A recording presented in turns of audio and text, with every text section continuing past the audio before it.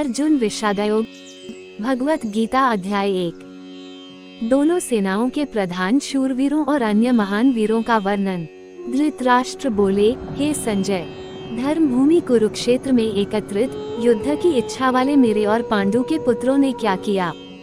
संजय बोले, उस समय राजा दुर्योधन ने व्यूह रचनायुक्त पांडवों की सेना को देखा और द्रोणाचार्य के पास जाकर यह वचन कहा, हे आचार्य, आपके बुद्धिमान शिष्य द्रुपद पुत्र धृष्टद्युम्न द्वारा व्यूहाकार खड़ी की हुई पांडु पुत्रों की इस बड़ी भारी सेना को देखिए। इस सेना में बड़े बड़े धनुषों वाले तथा युद्ध में भीम और अर्जुन के समान शूरवीर, सात्यकी और विराट तथा महारथी राजा द्रुपद, धृष्टकेतु और चेकितान तथा बलवान काशीराज, पुरुजित, कुंतीभुज और मनुष्यों में श्रेष्ठ शाव्य, पराक्रमी युधामन्यु तथा बलवान उत्तमौजा, सुभद्रा पुत्र अभिमन्यु एवं द्रौपदी के पांचों पुत्र, ये सभी महारथी हैं। हे ब्राह्मण श्रेष्ठ, अपने पक्ष में भी जो प्रधान हैं, उनको आप समझ लीजिए। आपकी जानकारी के लिए मेरी सेना के जो सेनापति हैं, उनको बतलाता हूँ। आप द्रोणाचार्य और पितामह भीष्म तथा कर्ण और संग्राम विजय कृपाचार्य तथा वैसे ही अश्वत्थामा, विकर्ण और सोमदत्त का पुत्र भूरिश्रवा और भी मेरे लिए जीवन की आशा त्याग देने वाले बहुत से शूरवीर अनेक प्रकार के शस्त्रास्त्रों से सुसज्जित और सबके सब युद्ध में चतुर हैं। भीष्म पितामह द्वारा रक्षित हमारी वह सेना सब प्रकार से अजेय है और भीम द्वारा रक्षित इन लोगों की यह सेना जीतने में सुगम है। इसलिए सब मोर्चों पर अपनी अपनी जगह स्थित रहते हुए आप लोग सभी निसंदेह भीष्म पितामह की ही सब ओर से रक्षा करें। दोनों सेनाओं की शंख ध्वनि का वर्णन। कौरवों में वृद्ध बड़े प्रतापी पितामह भीष्म ने उस दुर्योधन के हृदय में हर्ष उत्पन्न करते हुए उच्च स्वर से सिंह की दहाड़ के समान गरजकर शंख बजाया। इसके पश्चात शंख और नगाड़े तथा ढोल, मृदंग और नरसिंघे आदि बाजे एक साथ ही बज उठे।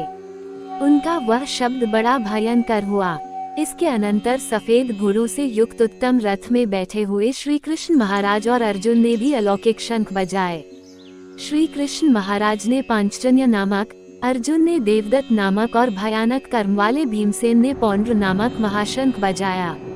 कुंती पुत्र राजा युधिष्ठिर ने अनंत विजय नामक और नकुल तथा सहदेव ने सुघोष और मणिपुष्पक नामक शंख बजाए।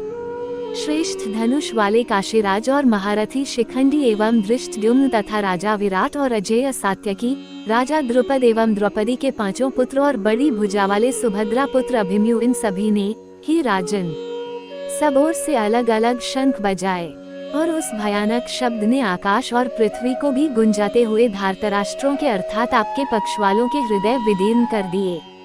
अर्जुन का सैन्य परीक्षण और गांडीव की विशेषता।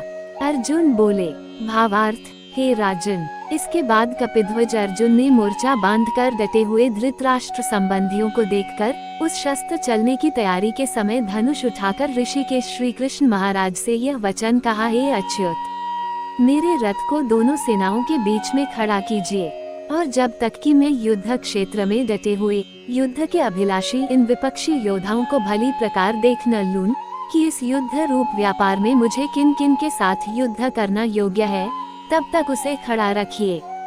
दुर्बुद्धि दुर्योधन का युद्ध में हित चाहने वाले जो ये राजा लोग इस सेना में आए हैं, इन युद्ध करने वालों को मैं देखूंगा।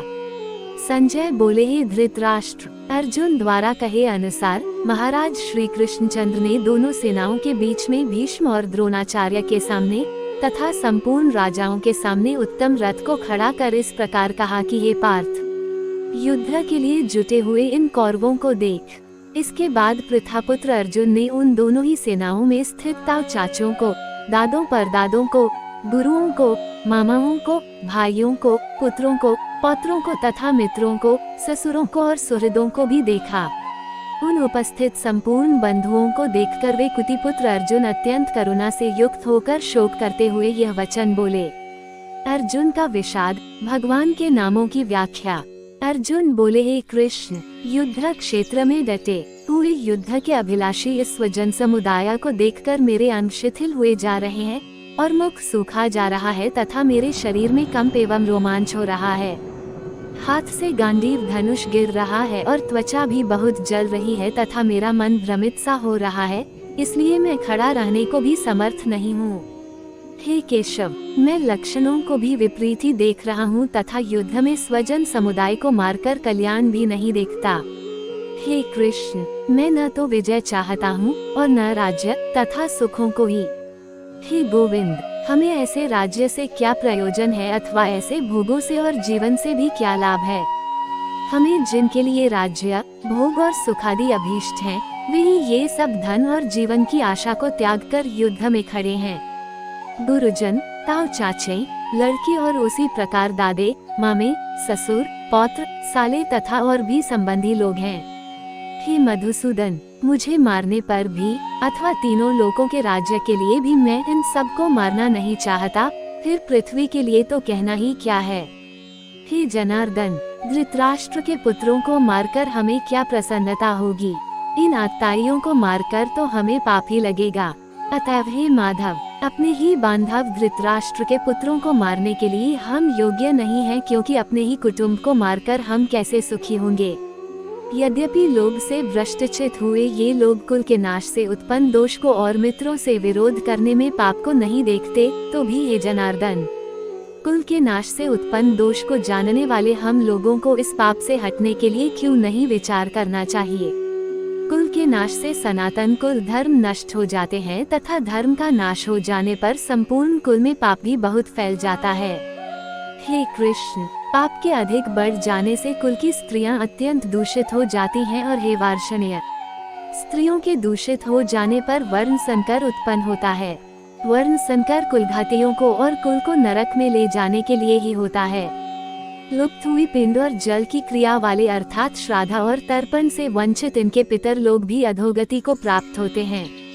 इन वर्ण संकर कारक दोषों से कुलघातियों के सनातन कुल धर्म और जाति धर्म नष्ट हो जाते हैं। हे जनार्दन, जिनका कुल धर्म नष्ट हो गया है, ऐसे मनुष्यों का अनिश्चित काल तक नरक में वास होता है, ऐसा हम सुनते आए हैं। हाँ शोक, हम लोग बुद्धिमान होकर भी महान पाप करने को तैयार हो गए हैं, जो राज्य और सुख के लोभ से स्वजनों को मारने के लिए उद्यत हो गए हैं।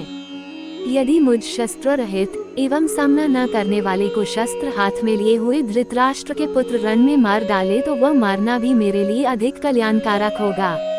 संजय बोले। रणभूमि में शोक से उद्विग्न मन वाले अर्जुन इस प्रकार कहकर बाण सहित धनुष को त्याग कर रथ के पिछले भाग में बैठ गए।